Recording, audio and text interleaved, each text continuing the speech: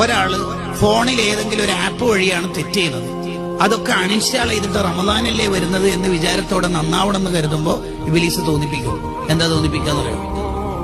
അതിന് അൺഇൻസ്റ്റാൾ ആക്കേണ്ട ആവശ്യം, ഡിലീറ്റ് ആക്കേണ്ട ആവശ്യം? അതാടുന്നോട്ട്.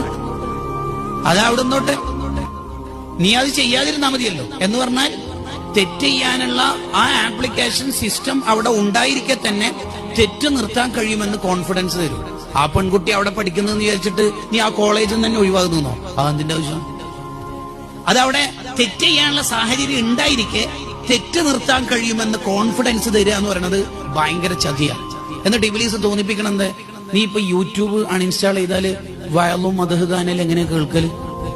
എങ്ങനെയുണ്ട്? കം ഹസനത്ത് ലദ്ദത്തൻ ലിൽ മർഇ ഖാതിലത്തൻ.